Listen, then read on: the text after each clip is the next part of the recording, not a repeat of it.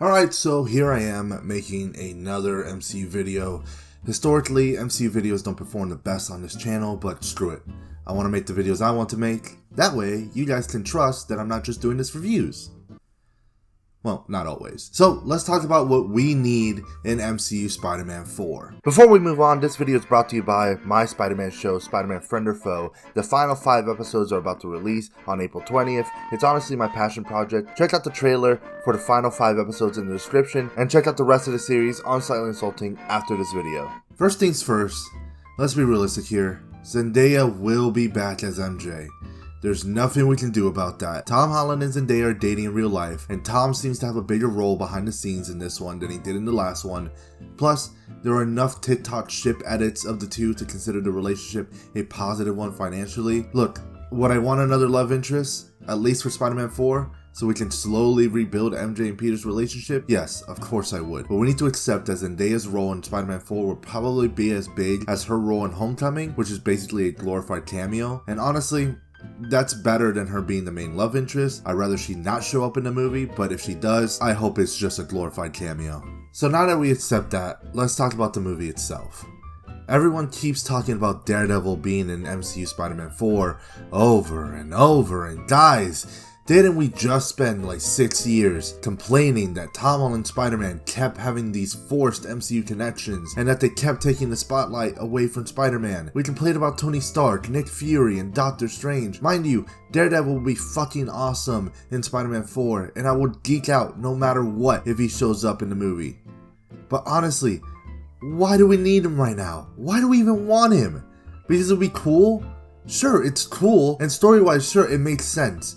Especially Spider-Man 4 is street level and deals with Kingpin, but then we'd be giving Spider-Man a new friend already, which to me reduces what I liked about the ending of No Way Home, which was that Peter was all alone and had to deal with stuff as Spider-Man by himself now. And I think what Spider-Man 4 needs is to lean in more into that. Not saying we don't have supporting characters, we're always gonna need good supporting characters. Far from home. But I think Peter should be hesitant to get help from anyone, or even get close to them. If Daredevil does show up, he should be used as a small or slightly larger cameo role, just introducing Spidey to the street level side of the MCU, and that's it. Maybe give him a hallway fight, but that's it. He doesn't need to mentor Peter. He wouldn't want that after losing his other mentor, Tony Stark. And he wouldn't want any close friends or help whatsoever, because last time he had friends and help, he had to erase himself from all of existence. Instead, the role everyone is envisioning for Daredevil of this partner who helps take down Kingpin should realistically be given to Black Cat. Black Cat should want Spider-Man, but Spider-Man shouldn't want her. That can be our team up and our love interest. And with the symbiote coming into play, Black Cat makes sense to be a part of that story. Speaking of the symbiote, I don't want the symbiote in Spider-Man 4. In no circumstances, in any scenario, should Peter get the symbiote in Spider-Man 4. When Secret Wars is right there. Guys, did we all just forget he originally got the symbiote in Secret War? And yes, things have changed. The story has changed over time. But we might never, ever get the chance to get a comic-accurate Black Suit story.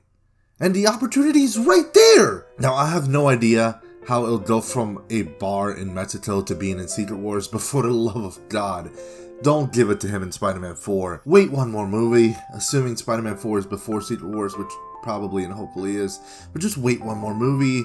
Then you can do Spider-Man 5 with the symbiote. It's fine, you don't need to give it to him there. Lastly, and this is a big one, Kevin, Daddy Kev, listen, when Spider-Man came to the MCU, your philosophy was to give us something different with the character that we haven't seen yet. And that's cool, because we got villains like Vulture, Mysterio. We got a unique way of having the Green Goblin and Doc Ock and all of them in the movie. We got a unique version of High School Spider-Man. We got to see him in Europe. But please, it's been almost a decade since TASM 2 came out. By the time Spider-Man 4 comes out, plenty of time has passed. Drop the philosophy. It was cool at first, but we have been deprived of core elements of the character's mythos.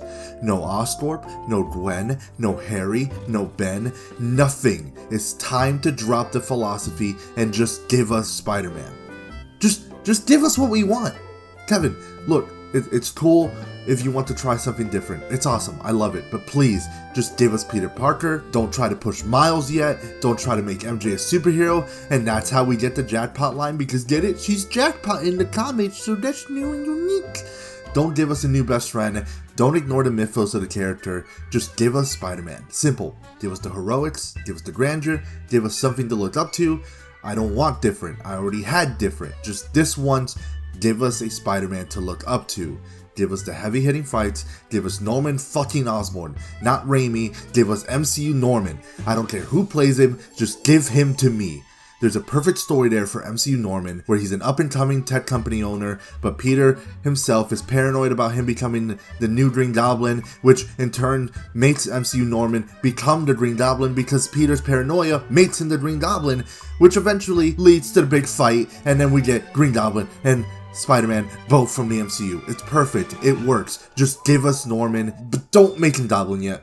Not in Spider-Man 4. Build to him, please, Kevin, I beg you. And for the love of God, don't make the same mistake you did with Iron Man, where you had the Mandarin, and then you really didn't have the Mandarin in Iron Man 3, but the Mandarin is Iron Man's arch nemesis, but then by the time you wanted to do the Mandarin, Iron Man was dead, so now we'll never get to see Mandarin versus Iron Man in live action. Please don't make that mistake. Please don't put Norman in Shang-Chi 2 after Spider-Man has already died, or whatever. Just give us the mythos. Just give us Spider-Man.